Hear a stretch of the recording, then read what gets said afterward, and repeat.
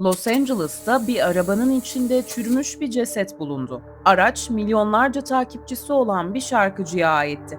Ama o sırada başka bir şehirde sahnedeydi. Olay kısa sürede kontrol altına alındı. En azından resmi açıklama buydu.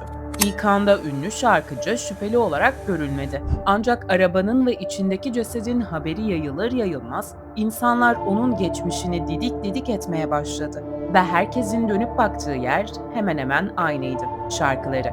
Çünkü sözlerinde birini nasıl öldürdüğünü anlatıyordu. Ben Lady Crowell. Gerçek suç hikayelerini anlatıyorum. Eğer bu tarz içerikler ilgini çekiyorsa beğenip abone olmayı, fikirlerini de yorumlarda paylaşmayı unutma. Şimdi olay gününe dönelim. 8 Eylül 2025'te Kaliforniya'nın Hollywood bölgesinde terk edilmiş bir Tesla ihbarı yapıldı. Araç kısa süre sonra bir çekici tarafından alınarak Hollywood Tav Otoparkı'na götürüldü. İlk bakışta olağan dışı bir durum yoktu. Büyük şehirlerde bu tür ihbarlar her gün yapılırdı. Ancak araç otoparka ulaştığında çalışanlar arabadan yayılan ağır ve rahatsız edici bir koku fark etti. Koku aracın Frank denilen ön bagaj kısmından geliyordu. Yani kaputun altından. Koku giderek şiddetlenince polis çağrıldı. Kısa süre içinde olay yerine gelen ekipler ön bagajı açtıklarında beklemedikleri bir manzarayla karşılaştı. İçeride ileri derecede çürümüş insan kalıntıları vardı. Bu keşif sıradan görünen bir ihbarı bir anda cinayet soruşturmasına dönüştürdü. Aracın plaka bilgisi sorgulandı. Kayıt hızla yükselen genç müzik yıldızlarından birine aitti. David. Ama asıl garip olan şuydu. Araç bulunduğu yerde neredeyse 6 aydır terk edilmiş görünüyordu.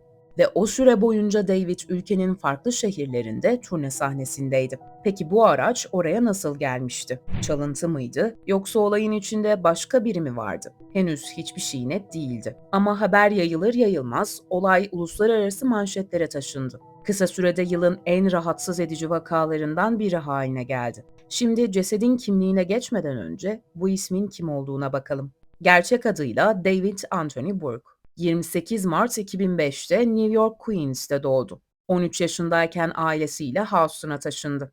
Onu tanıyanlar sessiz ve içine kapanık biri olduğunu söylüyordu. En büyük ilgisi video oyunlarıydı. Özellikle Fortnite. Saatlerini oynayarak ve kayıt alarak geçiriyordu. Bu kayıtları YouTube'a yüklemeye başladı. Ama kullandığı müzikler yüzünden sürekli telif uyarıları alıyordu. Videolar ya kaldırılıyor ya da gelir elde edemiyordu. Kanalı kapanma riskiyle karşı karşıyaydı. Tam da bu noktada annesi ona şunu söyledi: "Kendi müziğini yap." Bu cümle her şeyi değiştirdi. Kısa sürede müzik üretmeye başladı ve çok geçmeden viral oldu. You and I, Take Me to the Sun, Here With Me geniş kitlelere ulaştı. Ama asıl çıkışını Romantic Homicide'la yaptı. Şarkı TikTok'ta patladı ve Billboard Hot 100'a girdi. Bir anda odasında müzik yapan o çocuk milyonların dinlediği bir sanatçıya dönüştü. Ama bu yükselişe rağmen David hakkında bilinmeyen çok şey vardı. Özel hayatını tamamen gizli tutuyordu. Skandallardan uzak, sadece müziğine odaklanan biri gibi görünüyordu. Hatta kendisine "Nerelisin?" diye sorulduğunda verdiği cevap şuydu: "İnternettenim." Ama bu görüntü uzun sürmedi. Çünkü bir anda bir cinayet soruşturmasının merkezinde yer almaya başladı.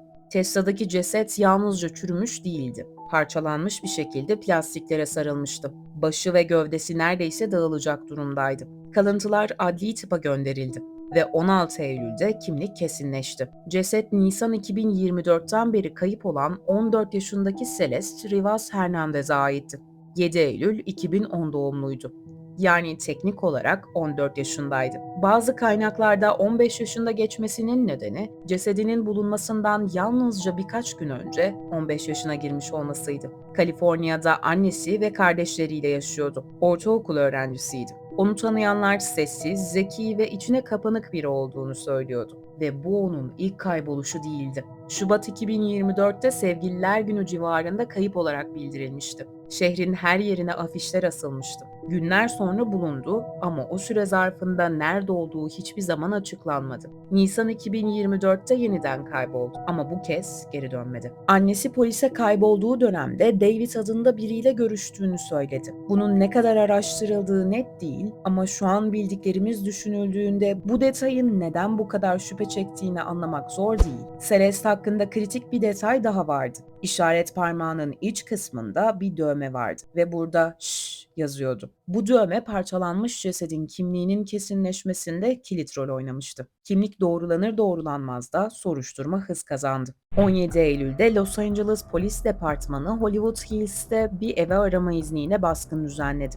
Bu ev Tesla'nın bulunduğu noktaya yalnızca 1,5 blok uzaklıktaydı. Ev David'e ait değildi. Kira sözleşmesi menajerinin üzerineydi. Ancak komşulara göre orada kalan kişi David'ti. Daha da önemlisi, soruşturmanın merkezindeki o Tesla bu evin önünde defalarca görülmüştü. Polis evi tam 12 saat boyunca detaylıca inceledi. Elektronik cihazlar toplandı. Ayrıca bu aramada luminol kullanıldı. Bu kimyasal kanla temas ettiğinde parlayan bir yapıda. Zeminler, tezgahlar, lavabo giderleri, her yer kontrol edildi. Bu aşamada David hala resmi olarak şüpheli değildi. Ama tablo giderek ağırlaşıyordu. Araba ona aitti. Ceset arabada bulunmuştu. Çalıntı araba ihbarı yapılmamıştı. Kaldığı ev aranıyordu ve bu evden sayısız delil çıkarılmıştı. Bütün bu olanlar bir şeylerin ortaya çıkmak üzere olduğunu düşündürüyordu. Ve ardından aramadan sadece birkaç gün sonra David kira sözleşmesini feshetti ve evden taşındı. David'in evden taşınmasına gelince neden taşındığına dair resmi bir açıklama yapılmadı ve bu hamle kamuoyunda büyük bir tartışma yarattı. Öte yandan soruşturmanın ilk günlerinde David'in polisle işbirliği yaptığı açıklandı. 19 Eylül'de ekibinden bir sözcü yaşananlardan haberdar edildi ve yetkililerle tamamen işbirliği yapıyor dedi. Ama tam da o gün dikkat çeken başka gelişmeler yaşandı. Devam eden turne aniden durduruldu. San Francisco, Los Angeles ve Seattle'daki konserler iptal edildi. Avrupa ve Avustralya'daki tüm uluslararası turne tarihleri de bilet sitelerinden kaldırıldı.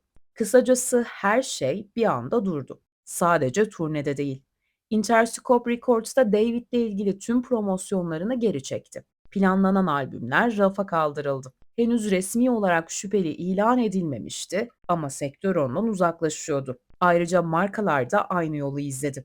Crocs ve Hollister gibi büyük isimler işbirliklerini sonlandırdı. Resmi duruma bakarsak David gözaltına alınmamıştı.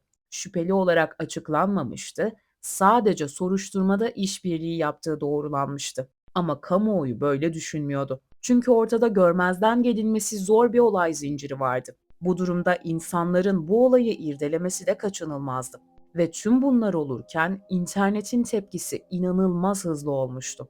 48 saatten kısa sürede insanlar David'e duydukları sevgiden tamamen zıt bir konumda yer aldı ve birçoğu onu suçlu olarak değerlendirdi. Bu insanların sorguladığı en kritik noktaysa sadece 14 yaşındaki bir kızın bu kadar ünlü birisiyle nasıl bir ilişkisi olduğuydu. Bu iki kişi nasıl tanışmıştı? Çünkü Celeste Los Angeles'tan uzak, daha sakin bir yerde yaşıyordu. Yani fiziksel olarak karşılaşmaları pek mümkün değildi. Bu yüzden insanlar cevabı internette aramaya başladı. İddialara göre Celeste 2022 yılının Ekim ayında henüz 12 yaşındayken David'le tanıştı. O dönemde Discord sunucularında oldukça aktifti.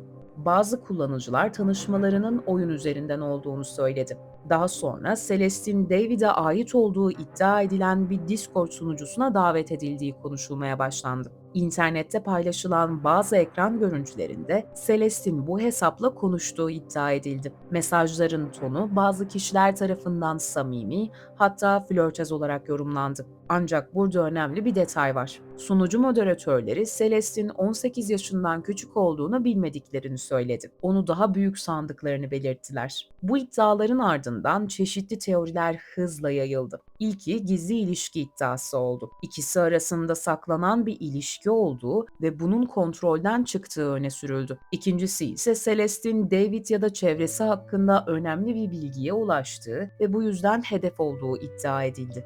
Üçüncüsü hamilelik iddiasıydı. En ağır ve en tartışmalı söylemlerden biri. Herhangi bir kanıt olmadan ortaya atıldı ve birçok insan bu teoriye sıkıca tutundu. Dördüncüsü ise tesadüf ihtimali oldu. Bazılarına göre tüm bunlar internetin alakasız parçaları zorla birleştirmesinden ibaretti. Yani aralarında hiçbir gerçek bağlantı olmayabilirdi. Peki ortada kesinleşmiş hiçbir şey yokken insanlar nasıl bu kadar ileri gidebiliyordu? Cevap basitti. Kesin bir kanıt yoktu ama ipuçları vardı. Videolar, eski paylaşımlar ve neredeyse olay anını betimleyen bazı şarkı sözleri ve çeşitli klipler. Şimdi bizler de bu ipuçlarını takip ederek adım adım gidelim. İlk bakışta David ile Celeste arasındaki bağlantı yalnızca paylaşılan Discord mesajlarıyla sınırlı gibi görünüyordu. Ama internette dolaşan iddialara göre bu bağlantı bundan çok daha derindi. Ocak 2024'e ait olduğu iddia edilen bir yayında, yani Celeste'in ilk kayboluşundan yalnızca bir ay öncesinde David'in yayınında olduğu Is your söyleniyor. media I trained? personally don't. I media trained you. No, you didn't. That's controversial. It's controversial of raping kids.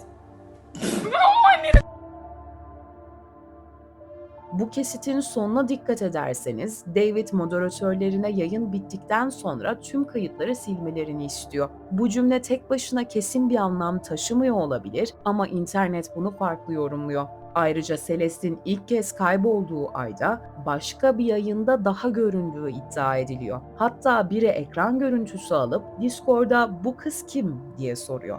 David'in cevabı ise "sen bir ispiyoncusun" şeklinde oluyor. Daha eski yayınlarına gidildikçe benzer iddialar artıyor. Temmuz 2023'te bir yayında arka planda duyulan bir kadın sesi Celeste'inkine benzetiliyor. Hatta bazıları Celeste'in sosyal medyasındaki videolardan sesi ve gülüşünü alarak karşılaştırma yapıyor. Eylül 2023'te başka bir yayında David oyun oynarken arkasında kısa süreli bir gölge hareket ediyor. David bunu "kız kardeşim" olarak açıklıyor ama internet bu açıklamayla yetinmiyor. Gölgenin saç yapısını bile analiz ediyor ve Celeste'inkine benzetiyor. Kasım 2023'te bir gece yayınındaysa David özel bir Discord bildirimini yanlışlıkla yüksek sesle okuyor. İddialara göre bu bildirim Celeste'e ait. Okuduktan sonra duraksıyor ve biraz panikliyor. Hemen ardından ekranı kapatıyor ve konuyu bir daha açmıyor. Tek tek bakıldığında bunlar küçük detaylar gibi görünüyor ama olayı takip eden insanlar için bu parçalar birleşince olaylar ilginçleşiyor. İddialar yayılmaya başladıktan sonra ise bazı yayın kayıtlarının ortadan kaybolduğu da öne sürüldü. Kimileri bunun bilinçli bir temizlik olduğunu düşündü, kimileri ise bunun sıradan bir içerik düzenlemesi olduğunu söyledi. Kesin olan bir şey yok. Ama zamanlama insanlara şüpheli geliyor. Bununla da sınırlı değil. Bazı kişiler Celeste'in 2023 yılı boyunca Los Angeles'taki küçük konserlerde görünmüş olabileceğini iddia ediyor. Sahne arkasına yakın bölgelerde dolaştığını, hatta bazı geceler David'le aynı mekandan çıktığını öne sürüyor. Ama bunların hiçbiri resmi olarak doğrulanmış değil. Yani evet, bu kişi Celeste olabilir ama tamamen başka biri de olabilir. Tüm bu iddialar hala gri bölgede. Ancak insanların asıl takıldığı nokta bunlar değil. Çünkü tüm bu görüntülerden, seslerden ve iddialardan çok daha somut bir şey var. David'in müziği.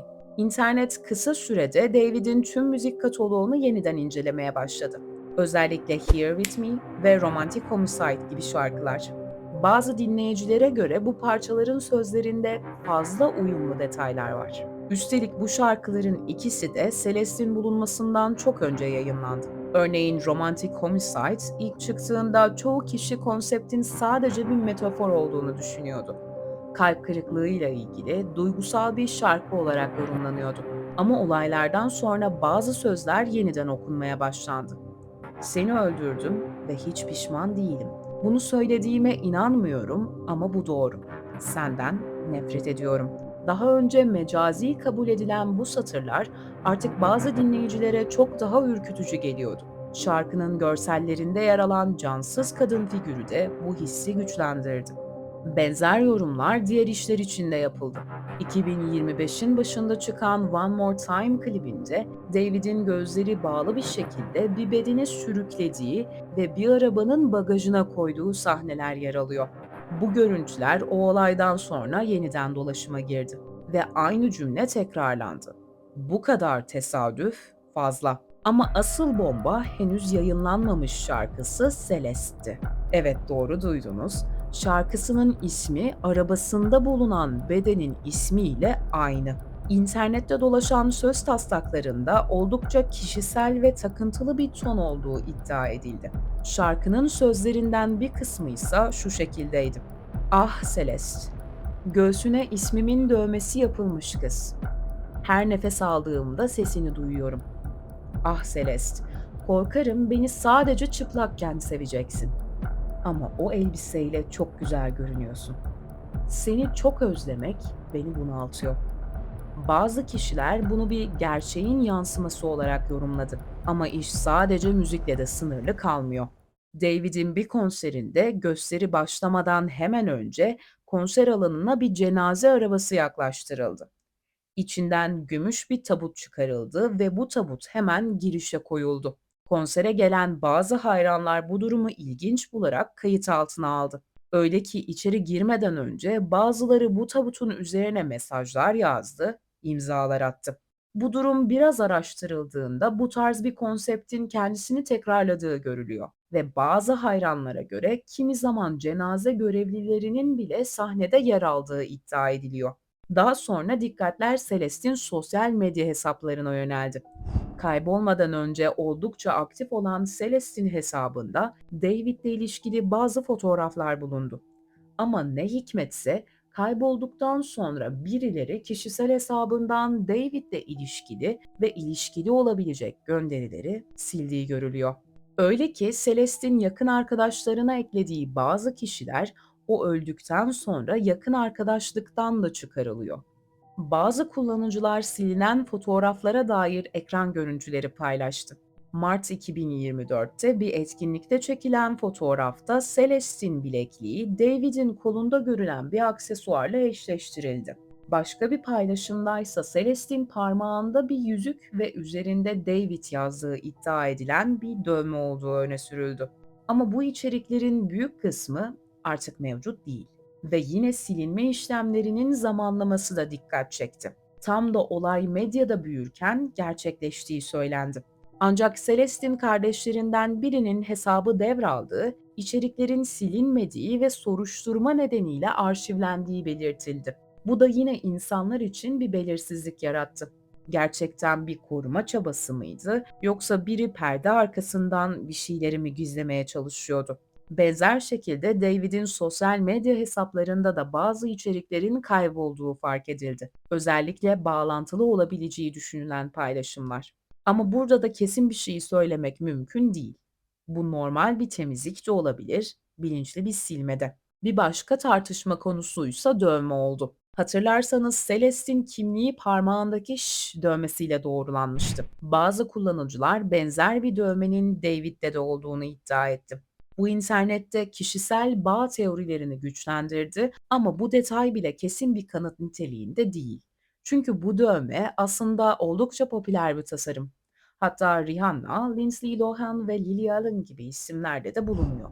Yani tablo hala aynı. Parçalar var, bağlantılar kuruluyor ama hiçbir şey kesin değil. Ve tüm bunların ötesinde daha da rahatsız edici bir detay var. Hamilelik teorisiyle birleşen bir ihtimal. Celeste'in hamile olabileceği konuşuluyordu. Eğer bu doğruysa bu durumun olayların seyrini tamamen değiştirmiş olabileceği düşünülüyor. David'in imajı, yükselen kariyeri, hatta özgürlüğü, böyle bir durum hepsini bir anda riske atabilecek bir şeydi. Ayrıca hapse girme ihtimali, kariyerinin bitmesine, hatta sapık olarak damgalanmasına neden olacaktı. Bu teoriyi besleyen başka söylentiler de ortaya çıktı. David'in evinin yakınlarında bir bebek kalıntısı bulunduğuna dair görüntüler dolaşıma girdi. Ancak yapılan araştırmalara göre bu görüntülerin haftalar önce başka bir soruşturmaya ait olduğu ve bu olayla bağlantılı olmadığı düşünüldüğü açıklandı. Ve tam burada hikayeye yeni bir katman eklendi. Aynı isimde başka bir kadın ortaya çıktı. Celeste Hernandez. İnternet ona ikinci Celeste dedi. Bu kadının kayıp olan Celeste neredeyse birebir benzediği konuşuluyor. Aynı isim, benzer tarz, hatta bazılarına göre aynı kıyafetler. Ama kritik bir fark var. Bu Celeste 23 yaşında. Bu da beraberinde yeni bir ihtimali getirdi. Kamuoyuna yetişkin bir Celeste'i göstererek daha genç olanla olan bağlantıyı gölgelemek. Bu kişi David'in yeni yayınlarında ve paylaşımlarında görülmeye başladı. Daha da dikkat çekici olan şu: giydiği bir hoodie'nin kayıp ilanındaki Celeste'in kıyafetiyle aynı olduğu iddia ediliyor. 23 yaşındaki Celeste henüz kamuya bir açıklama yapmadı. Sadece Instagram biyografisine farklı Celeste yazdığı konuşuluyor. Tartışmalar bununla da sınırlı kalmadı. Reddit üzerindeki bazı kullanıcılar David hakkında şüphe içeren paylaşımların ortadan kaybolduğunu fark ettiklerini söyledi. Eğer bu doğruysa bu içeriklere müdahale edildiği anlamına gelebilir. İddialara göre David kendi subreddit'inin moderatörü. Yani bu tür gönderileri kaldırabilecek bir konumda. Şu ana bakıldığında içeriklerin büyük kısmı onu savunan paylaşımlardan oluşuyor. Peki tüm bu iddialarla bizi nasıl bir gerçeklik bekliyor? Gerçekten parçalar birleştiğinde bir tablo mu ortaya çıkıyor? Yoksa internet olmayan bir hikayeyi mi zorla tamamlıyor?